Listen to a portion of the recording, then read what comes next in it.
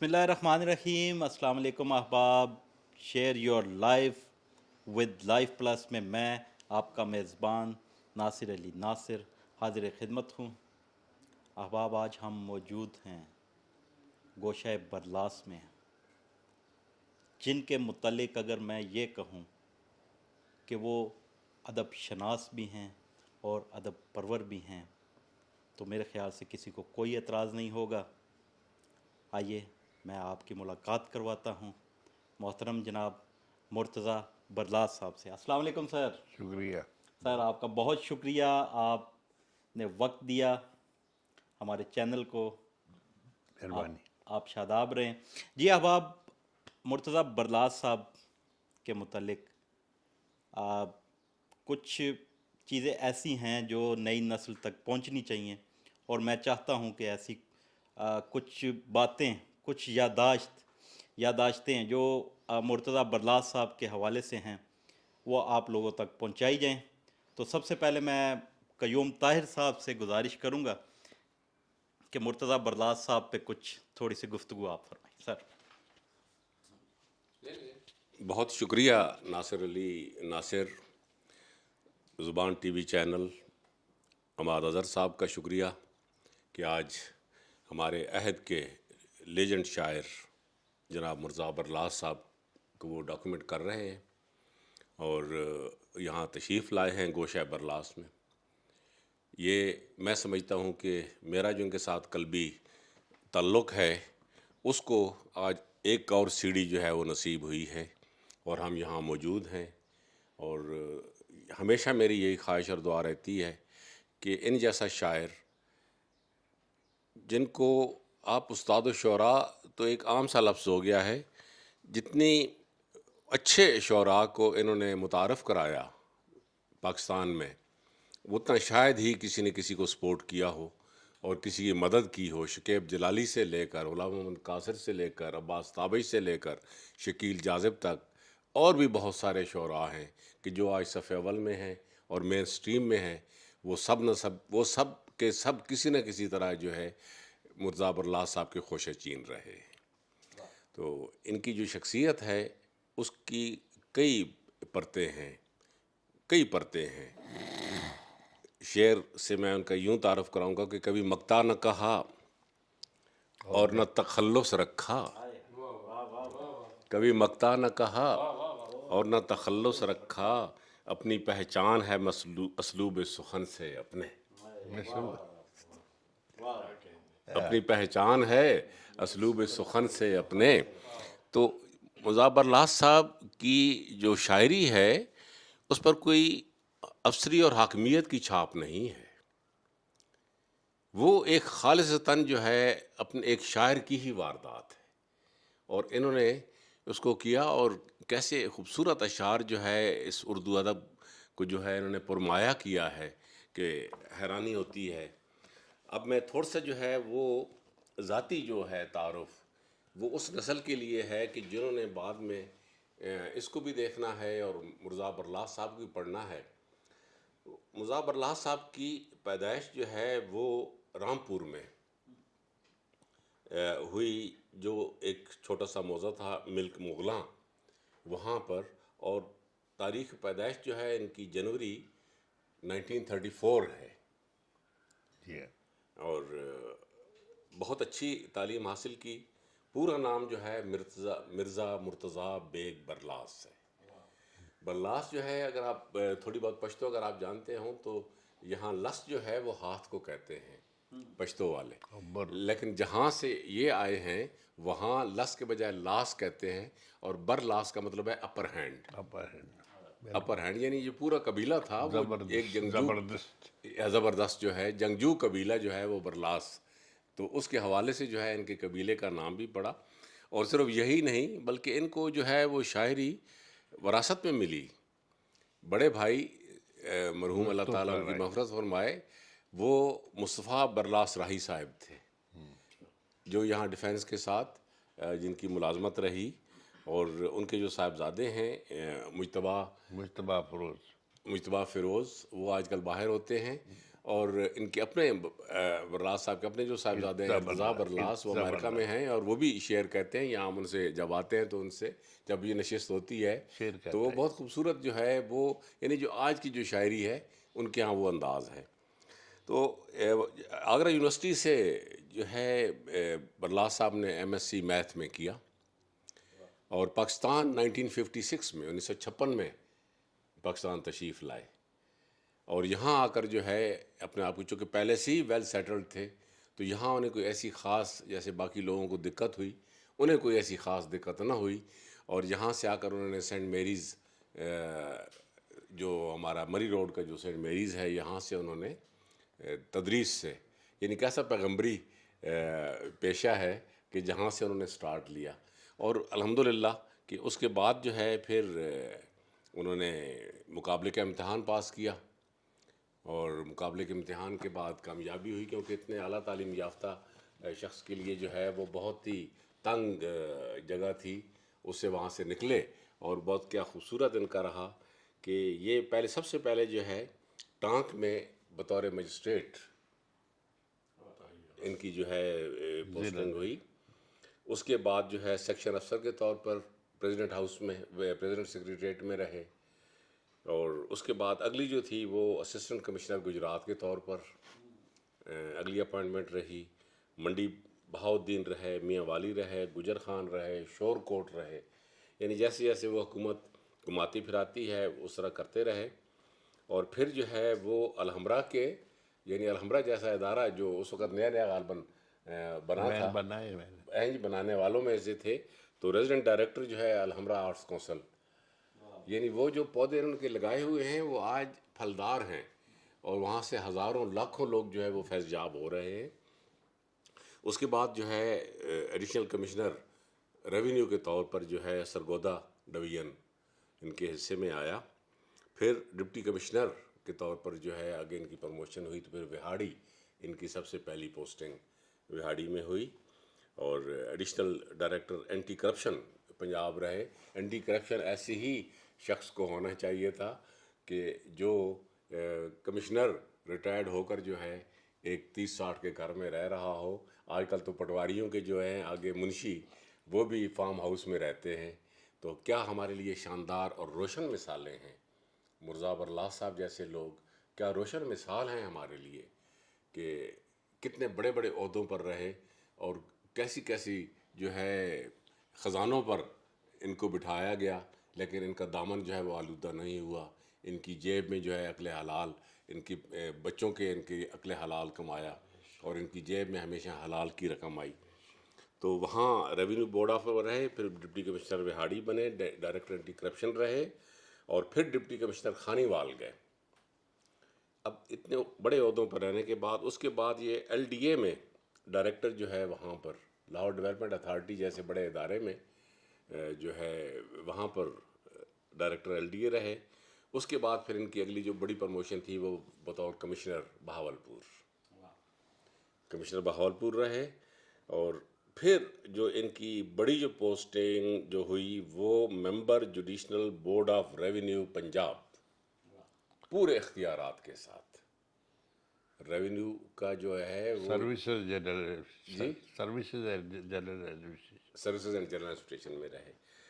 تو یہ تو ان کا وہ جو تھا ان کا ایک رہا سروس کا ٹینیور اور رہا. لیکن ہمارا جو ہے، ہمارا جو تعلق ہے وہ افسری سے کم اور شاعری سے زیادہ ہے. افسری تو ہوئی کیونکہ یہ جو کیڈر جس میں تھے وہ ہمیشہ حاکمیت والا ہوتا ہے، حاکم تو رہے. اب دیکھیں کہ ان کی کتابیں کیا ہیں. 14ویں رات موسم گل کی، یہ ان کا انتخاب تھا جو سب سے پہلے غالباً انہوں نے کیا. زندہ اشعار جو 100 ضرب المثل اشعار ہیں، ان کی ایک کتاب جو ہے چھاپی. اور پھر ان کے اپنے شعری مجموعے ایک کے بعد ایک جو ہے وہ آتا گیا اور لوگ اٹھاتے گئے. گرہ نیم باز، تکملہ، تیشہ کرب، اضطرار، تیشہ کرب، تیشہ کرب، ارتعاش، سحر چشیدہ، کلیات مرتضیٰ برلاس.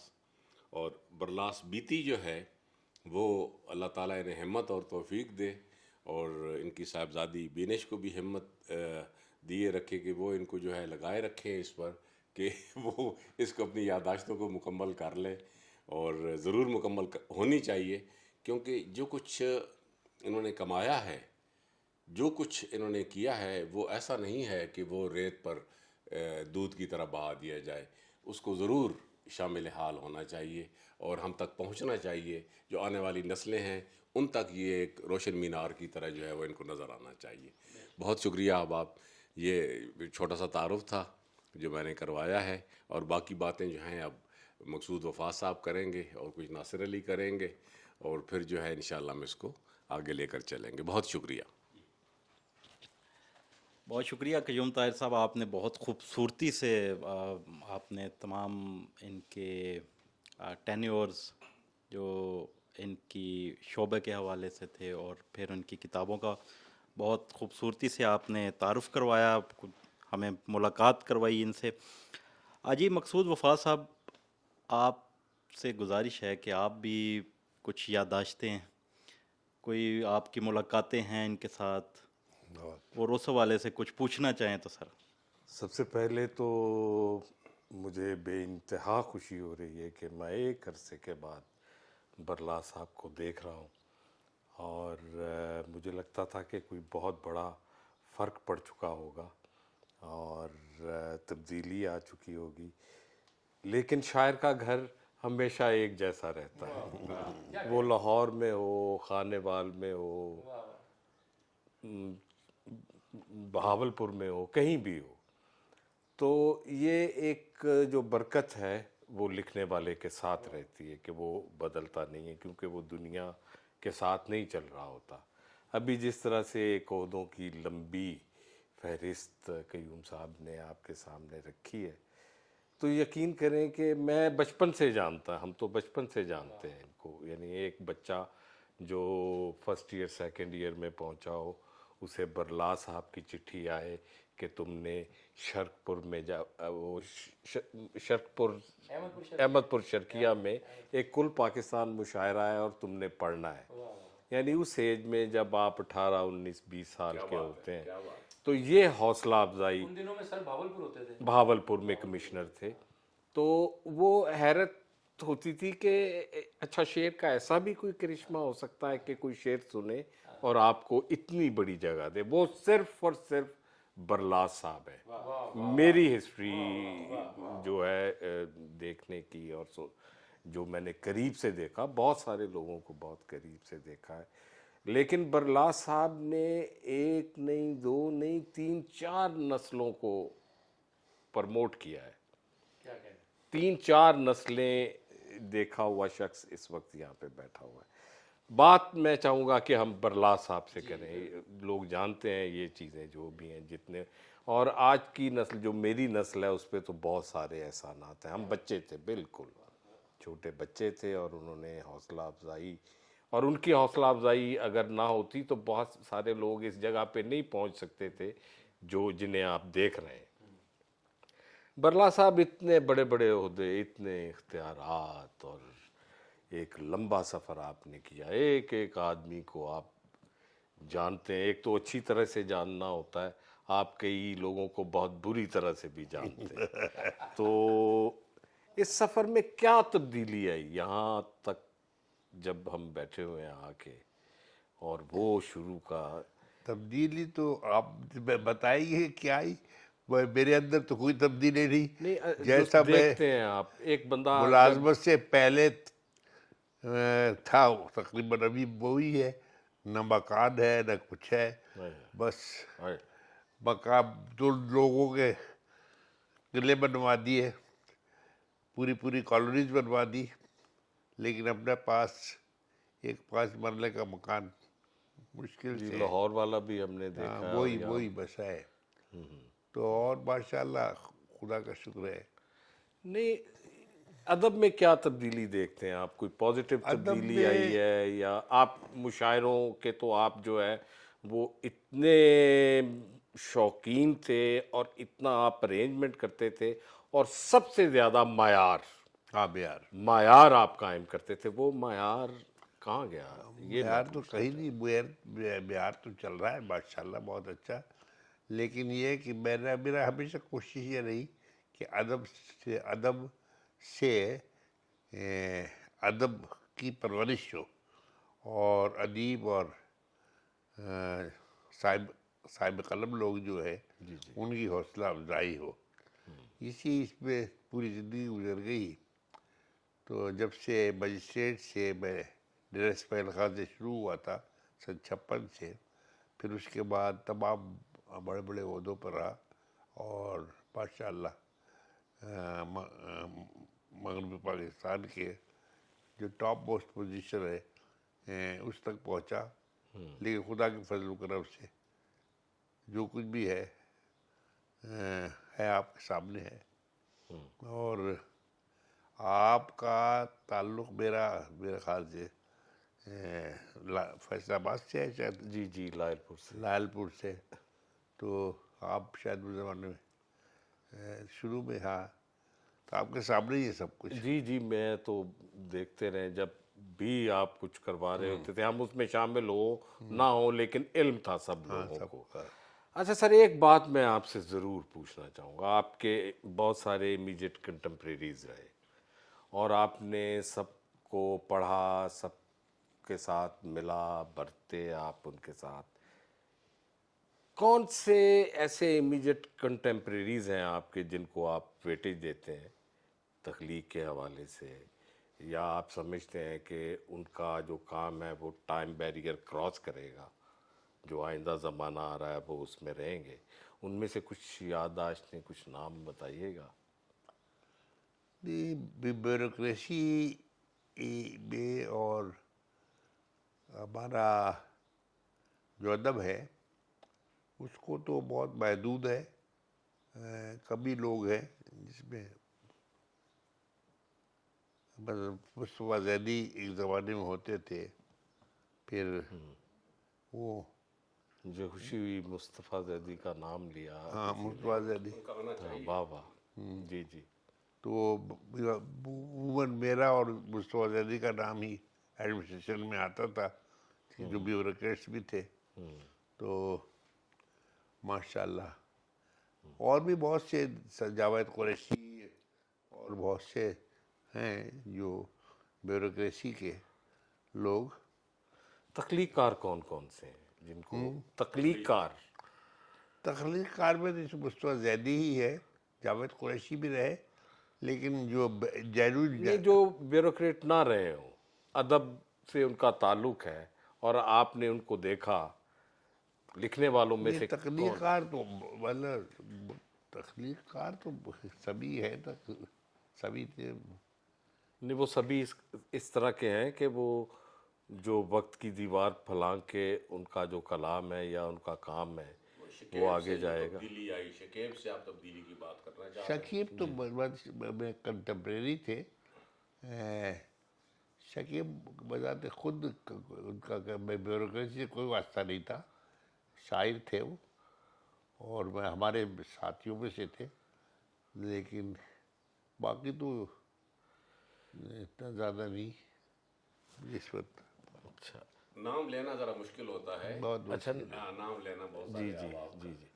کوئی ایسی چیز آپ کو نظر آتی ہے جو آپ کا افسوس بنا ہو، یا کوئی ریگریٹ کی صورت میں آپ کے ریگریٹس کا میں ریگریٹس کا قائل ہی نہیں۔ اچھا، میں نے ہمیشہ اپنے حال میں مست رہ کر ملازمت کی اور وقت گزارا، اور مجھے کسی قسم کا کوئی ریگریٹ نہیں ہے۔ جس حال میں رہا، افسری بھی کی، شاعری بھی کی، کلرکی بھی کی، کلرکی تو نہیں لیکن مطلب لوگوں کی خدمت بھی کی، تو اللہ کا فضل ہے، خدا کا۔ محبتیں بھی کی ہوں گی سر، کچھ محبتیں بھی کی ہوں گی؟ محبتیں بہت سی کی، اچھا، محبتیں بہت سی کی، اور مجھ سے بھی لوگوں نے بہت محبت کی۔ تو اب یہ پوری داستان ہے، اگر اس میں یہ میں نے سوال میں نے لکھی ہوئی ہے، تو برلاس بیتی میری کتاب ہے، اس میں سب کچھ لکھا ہوا ہے. اور ایک برلاس صاحب چبھتا ہوا سوال جو وہ یوں ہے کہ جیسے وہ دلاور فغار مرحوم نے کہا تھا، ایک چبھتا ہوا سوال ہے جو ہماری پوری تاریخ کو جو ہے اس نے گھیر رکھا ہے. اور دلاور فغار مرحوم وہ مزاح لکھتے تھے، لیکن بہرحال ان کا مصرع بہت کمال کا ہے کہ حالات حاضرہ کو کئی سال ہو گئے، یعنی ہمارا کچھ تبدیل نہیں ہو رہا. تو جو سول سروس ہے جس کو ہم آج یہ سمجھتے ہیں کہ بھئی ان کو بہت پابندیوں کا سامنا ہے اور بہت زنجیریں ہیں. آپ نے ایک نہیں، دو نہیں، تین نہیں، کئی آپ نے ڈکٹیٹرز کو دیکھا جو ڈائریکٹ جو ہے سول سرونٹس کو زیر دام رکھنا چاہتے ہیں. تو آپ کیا سمجھتے ہیں کہ ان میں یعنی civil martial law administrator Z A Bhutto سے لے کر مشرف تک اور اس کے بعد کی پھر بہت ساری جو ہیں ہمارے، تو آپ نے جو ہے کیسے اپنا دامن بچائے رکھا؟ بات اور صحیح ہے. میں کسی بھی بیوروکریسی کا جو بڑے بڑے سے لوگ ہوئے، مجھے کبھی پریشانی نہیں ہوئی. وجہ اس کی یہ تھی کہ میں نے اپنے دامن کو صاف رکھا، اور ایسا مرحلہ کبھی بھی نہیں آیا کہ مجھے افسران سے، اپنے سے افسروں سے یا اپنے ماتحت افسروں سے کوئی بھی شکایت رہی ہو. دباؤ تو آپ پر آتا رہا ہوگا نا، ہاں، دباؤ تو آپ پر آتا رہا ہوگا کہ دباؤ آتا فلاں رہتا. فلاں کو دباؤ لے آئیے، لیکن فلاں میں کو نے لے کبھی، آئیے. میں نے بڑے سے بڑے لوگوں کو، ایوب خان کا دور تھا وہ پورا گزارا، لیکن مجھے کبھی کسی نے مجھے پریشان نہیں کیا، نہ میں اس قابل تھا. میں شوکت علی شاہ صاحب کی وہ داستان وہ دیکھ لوگ رہا تھا تو وہ بہت زیادہ انوالومنٹ اپنی نہیں، شو وہ کرتے لوگ ہیں. جو معاملات میں انوالو ہوتے ہیں ان کو پریشانی ہوتی وہ ہے. بہت زیادہ انوالومنٹ اپنی شو کرتے تھے میں نے کہ آج کام کیا ہے قریشیوں سے ملو اور بہاولپور کے نوابین سے ملو اور ان کو ادھر سے ادھر لے آؤ. نہیں، میں اسٹیٹ اینڈ فرنٹیئر ریجن کا بھی رہا ہوں کمشنر، اور تمام رولرس جو تھے اسٹیٹس کے تھے ان کو ڈیل کرتا تھا، لیکن مجھے کبھی کوئی پریشانی نہیں ہوئی، نہ مجھے کبھی کسی نے پریشان کیا. بہت ہے کیا آپ نے حیران کن ہے. مجھے ورنہ جو ہے یہاں جو ہے کہ وہ یہ باور کرانا ہی تو بہت مشکل ہو گیا ہے کہ بھئی آپ ہمیں کام کرنے دیں. یہ باور کرانا بہت مشکل ہو اصل چکا میں ہے. وہ ان لوگوں کو مشکل ہے کہ جو کسی اس پر کام کرتے ہیں. جب سیدھا صاحب کام کر رہے ہو تو پھر ان کے لیے کوئی مشکل نہیں. میرے خیال سے مجھے زندگی میں کبھی مشکل نہیں آئی، نہ مجھے کسی میرے افسر نے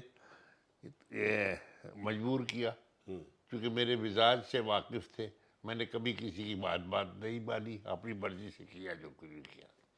اور اللہ کا فضل ہے، جہاں جہاں رہا ہوں وہاں سے معلوم کیا جا سکتا ہے کہ کس طرح سے وقت گزرا ہے. تو یہ جو ہمارے حالات ہیں کہ پوری دنیا میں ایک ڈیموکریٹک رویہ جو ہے آپ ایز اے سینئر بیوروکریٹ کے، اور وہ پنپ رہا ہے اور پوری دنیا اس طرف جا رہی ہے رائے عامہ، تو یہاں آخر کہاں الجھن کہاں ہے کہ ہماری جو ہے وہ بات نہیں سنی اور سمجھی جاتی؟ اور نہیں، بات ہاں یہاں کیوں بات یہاں مسئلہ الجھن کہاں وہاں بنتا سے ہے پیدا آپ کے نگاہ میں؟ یا الجھن وہاں سے پیدا ہوتی ہے جہاں آپ خود الجھے ہوئے ہوں. اگر آپ خود الجھے ہوئے نہیں ہیں تو آپ کے لیے کوئی الجھن نہیں ہے. بہت اچھی، بالکل نہیں سر. یا اگر ہم ہسٹری دیکھیں اس ملک کی جس میں ہم زندہ رہنے کی کوشش کرتے ہیں، اس ہسٹری میں یہ ہے کہ مثلاً اگر کھل کے بات کی جائے، کھل کے کریں، اپنی انٹرویو ہے یہ. یعنی کئی ادیبوں کو، کئی شاعروں کو اس ملک میں رہنے نہیں دیا گیا، اور وہ بڑے بڑے نام ہیں. مثلاً قرۃ العین حیدر کو یہاں نہیں رہنے دیا گیا، ساحر لدھیانوی کو یہاں نہیں رہنے دیا گیا، اور اگر کسی کو رہنے دیا گیا تو اس کو چین سے نہیں رہنے دیا گیا. آپ نے غداری تک کے مقدمے ہم نے شاعروں ادیبوں پر چلائے. ہم نے منٹو کے افسانوں پر عدالتوں میں جا کر اس کے افسانوں کو سمجھنے کی کوشش کی. یعنی اس سے برا وقت ہمارے ملک پہ اور کیا ہوگا. تو مشکلیں تو آتی ہیں. اس بارے میں اگر آپ کچھ کہنا چاہیں تو میں بہت خوشی ہوگی. بات چل یہ ہے کہ جو لکھنے والے اگر خود اپنے لیے پریشانی نہ پیدا کرے تو کوئی مشکل نہیں ہوتی. ہم نے لکھا، کھل کر لکھا، لیکن مجھے تو کبھی کسی نے پریشان نہیں کیا. کسی جگہ پر میں کمشنر بھی رہا ہوں، بورڈ آف ریونیو میں بھی رہا ہوں، اور عہدوں پہ بھی رہا ہوں، سینکڑوں جگہ پہ جی جی بھرتیاں بھی کی ہیں. جی جی میرے بجائے میں جو میرے بھرتی بھی کیے ہوئے لوگ ہیں وہ بھی اب کمشنر ہو کے ریٹائر ہو چکے ہیں. تو اللہ کا فضل ہے، خدا کا شکر ہے. مجھے کبھی ان لوگوں کا پھر قصور تھا جن لوگوں کو یہاں رہنے نہیں وہ دیا، یہ صرف یا جن میں کو صرف سزائیں اس لیے ملی یا ابھی تک کاٹ رہے ہیں. میں صرف یہی کہتا ہوں کہ آدمی خود صاف ہو تو کچھ بھی پریشانی نہیں ہوتی. ہاں میں اپنا کیریئر صاف رکھا ہے، اللہ کا فضل ہے. جہاں آپ جہاں رہا ہوں ان ضلعوں میں جا کر معلوم کرے، نام عزت کے ساتھ دیں گے. اور کوئی یہ نہیں ہوگا، ایک شخص بھی یہ نہیں ہوگا کہ جو یہ کہے کہ ان نے آپ ہمارے ساتھ ناجائز کیا ہے. تو اللہ کا فضل. اس لیے اچھا ایک اور میں چیز آپ سے سمجھنے کی کوشش کروں گا. ایک ٹرم ہے بڑا شاعر، فلاں بڑا شاعر ہے، فلاں بڑا شاعر ہے. اور ہم نے جو یہ 30-35 سال کی جو زندگی ہے، ادبی زندگی، اس میں کوئی 20-25 تو بڑے شاعر ہمارے سامنے آئے اور چلے گئے اور پھر غائب ہو گئے. تو میں صرف اتنا پوچھوں گا آپ سے کہ یہ بڑا شاعر ہوتا کون ہے؟ کون ہوتا ہے بڑا شاعر؟ بڑا شاعر اصل میں شاعر سبھی ہوتے ہیں، اور بڑا شاعر یہ لوگ کیا اس میں کیا کہا جا سکتا ہے. ناقد سر اس کو اوارڈ کے ساتھ اگر جوڑا جائے، صدارتی اوارڈ نہیں، یہ اوارڈ یہ تو سفارشوں پر مل جاتے ہیں. مجھے آج تک کبھی کوئی ایوارڈ نہیں لیا، نہ میں نے کبھی کوشش کی کہ ایوارڈ مجھے مل جائے. حالانکہ حالانکہ آپ کے میرے شاگردوں کو بھی ملا ہوا ہے ایوارڈ، لیکن میں نے نہ کبھی کوشش کی ایوارڈ لینے کی، نہ کسی سے یعنی آپ یہ سمجھتے ہیں کہ کوشش سے ملتا ہے، کوشش سے ملتا اپنے ہے. کام سے نہیں ملتا. ہاں کام سے ملتا تو مل چکا ہوتا ہے نا. کام تو یہ جن کو ملا ہے سر، آپ کے بہت چھوٹے تھے آپ سے، اور بلکہ آپ نے ان کی حوصلہ افزائی کی، اور وہ بڑے بڑے عہدوں پر بھی ہیں، بڑے بڑے ملکوں کی جو ادبی سیاست ہے اس پہ بھی قابض ہیں، اور اب تو وہ اداروں کے سربراہ بھی بن چکے ہیں. تو کیا وہ کسی اور وجہ سے کام کے علاوہ یعنی ان کو ملے ہیں وہ ایوارڈ اور وہ؟ میں اب دوسروں کے بارے میں بات کرنا نہیں چاہتا، اچھا اپنے بارے میں کہہ سکتا ہوں جو کچھ بھی ہے. اچھا. تو میں نے نہ کبھی اس کو پولیس برانچ سے سمجھا کہ کسی کے سامنے جا کے خوشامد کی جائے، یا اس میں تو کوئی شک نہیں ہے، کوئی شک نہیں. صاف ستھرا رکھا ہے. شاعری بھی میں نے ایسی ہی کی کہ بالکل کھل کر بات کی ہے. جس طرح سے میں نے شاعری کی ہے اتنی بولڈ شاعری بھی کم لوگوں نے کی ہوگی. جی جی یہ تو ایسا ہی. بالکل ایسا ہی ہے. اچھا سر، اس کو تھوڑا سا ہم یوں گھماتے ہیں. آپ کا یہ سوال جو ہے، انہوں نے جو سوال رکھا کہ ایوارڈ جن لوگوں کو ملے ہیں ایوارڈ وہ آپ کے شاگرد ہیں اور چھوٹے آپ سے، ان کی پرورش ہوئی. اچھا سر، آپ کیا سمجھتے ہیں، کیا آپ انہیں ایک اچھا شاعر سمجھتے ہیں؟ بڑا چلیں نہ صحیح، اچھے شاعر تو ہوں گے کم از کم جن کو ایوارڈز ملے ہیں. ہاں بہت اچھے جو بھی. 700-800 ہیں اس ملک میں. مصیبت یہ ہاں اچھا نہیں، وہ تو ٹھیک ہو وہ گیا. بڑی واضح ہے بات جو ہم بات کر رہے ہیں، وہ بہت واضح بات ہے کہ لابیز کام کرتی ہیں.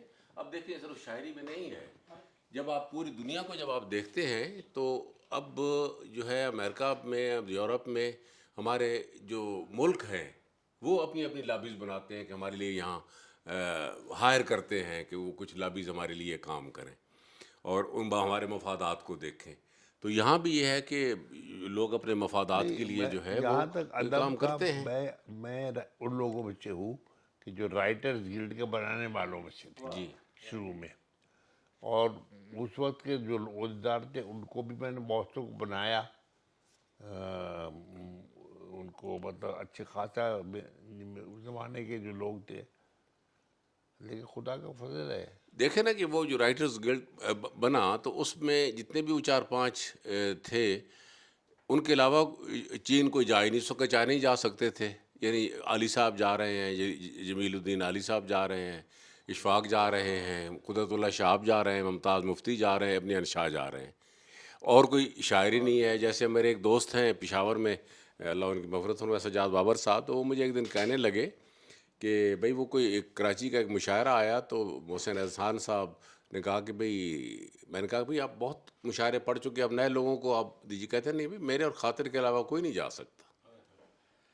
تو یہ جو سلسلہ ہے یہ مناپلی کا ہے, اور اس میں وہ بالکل بجا کہہ رہے ہیں کہ لابی کے بغیر تو کام نہیں چل سکتا. وہ جن کو وہ توقع رکھتے ہیں کہ کسی لابی سے تعلق ہوگا تو ہمیں بلا لیا جائے گا, نہ میں کبھی کسی لابی میں ہوا, کسی لابی میں نہیں رہا, انڈیپینڈنٹ ہی رہا ہوا اپنے.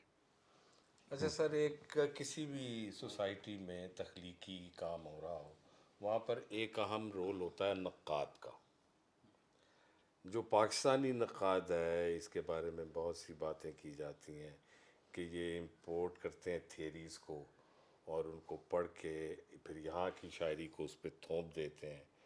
اور آج کل کی جو تنقید ہے, آج کل کی میں کہہ رہا ہوں, تو آپ سمجھتے ہیں کہ پاکستان میں کسی نقاد نے کوئی بہت بڑا کام کیا ہے, اور اگر کسی نے کیا ہے تو وہ کیا کام ہے, اور وہ کون کون سے لوگ ہیں جنہوں نے جو تنقید ہے, اردو تنقید خاص طور پر, اس کو بہت کوئی ترقی دی ہو, یا وہ ایسی تنقید ہو جسے ہم عالمی ادب کے خیر لیول پہ تو نہیں رکھ سکتے ہیں, یا اس کے قریب قریب جاتی ہوئی آپ کو محسوس ہو کسی کی؟ تنقید یہ اس میں مشکل ہے, بڑا نہیں ہوگا تنقید تو زیادہ نہیں ہے تو پڑا. ناقد جو ہے یا اتنے زیادہ اہم ناقد نہیں ہوئے پاکستان میں, کوئی اہم ناقد نہیں ہے. زیادہ تر وہی ہے کہ جو حوالے سے کیا میرے خیال سے کوئی بھی نہیں ہے ایسا ناقد کہ جس کو ہم پیدا جواب دے سکے. وہی انڈیا میں گوپی چند تھے, اور وہ بھی پاکستانی ٹائپ کی پاکستانی ٹائپ کے تھے, یا مجنو گورکھپوری کبھی کبھار کوئی تنقیدی مضامین. وہ اس طرح نام لیں گے تو بہت سارے نکلیں. جہاں جہاں اردو ہے وہاں پہ ایک ہی جیسے لوگ تھے, ایک ہی جیسے, وہاں پہ تنقید ایک ہی جیسی تھی. یہ تو ہے. تو یہ تو پھر بڑا خالی پن ہے اگر آپ کے خیال میں ناقد ہی کوئی نہیں ہے پچھلے 8 دہائیوں سے. 8ویں دہائی لگنے والی ہے, اور اردو میں تنقید کا کوئی ایسا اہم نام نہیں ہے. اہم نام نہیں. اہم نام نہیں ہے. جس کو بڑے لیول پر کہیں رکھا جا سکے. اہم کام کیا ہوتا ہے, یا اہم نام کس طرح سے بنتا ہے تنقید میں؟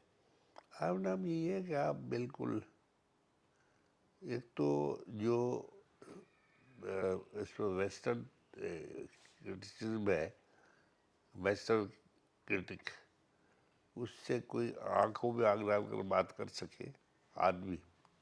میرے خیال سے ہمارے اس تنقید کا وہ لیول نہیں رہا کبھی بھی. توصیف مہابی کا ہے ضرور سلسلہ رہا, اور اسی توصیف مہابی سے جو ناقد تھے ان کے نام پیدا ہوئے, لیکن ایکچولی جسے تنقید کہتے ہیں نہ برداشت کی رائٹرز نے, اور زیادہ نے توصیفی پر سلسلہ رہا. توصیفی کیا کہنے ہیں سر. ہم انشاءاللہ دعا گو ہیں آپ کی صحت کے لیے, اللہ پاک آپ کو صحت کاملہ عاجلہ دے, اور آپ اسی طرح अदब परवर की हैसियत से हमारे सरों पर सलामत रहें, आपका साया हमारे सरों पर सलामत रहे। और बहुत शुक्रिया, आपने वक्त निकाला, आप तशरीफ़ आपने इतना हमें हमारा मान बढ़ाया, इज़्ज़त बख्शी, आपका बहुत शुक्रिया sir. Thank you, thank you. शुक्रिया बहुत। जी अहबाब, आपने मोहतरम मुर्तज़ा बरलास साहब की बातें सुनी, उनकी याददाश्तें आप तक पहुंची, उनका काम, उनका वो, ऐसे तो आप सभी जानते हैं मुर्तज़ा बरलास साहब का काम और उनका अदबी सिलसिला, उनकी अदबी मामलात और उनके शोबा के हवाले से भी आप तमाम जानते हैं। लेकिन आज जो मुर्तज़ा बरलास साहब हमारे साथ मौजूद थे, वो 80s 70s 80s 90s और उससे कई मुख्तलिफ हमारे साथ मौजूद थे। उसकी एक वजह ये है कि उस वक्त का दबंग मुर्तज़ा बरलास आज भी वैसा दबंग है, लेकिन कुछ चीज़ों में उन्होंने अपने ख़दशात भी बयान किए जो आप तक पहुँचे। मैं चाहूँगा कि आप उसको प्रोग्राम को मुलाहिज़ा करें और हमें ज़रूर बताइएगा, कमेंट्स में अपनी राय का इजहार ज़रूर कीजिएगा।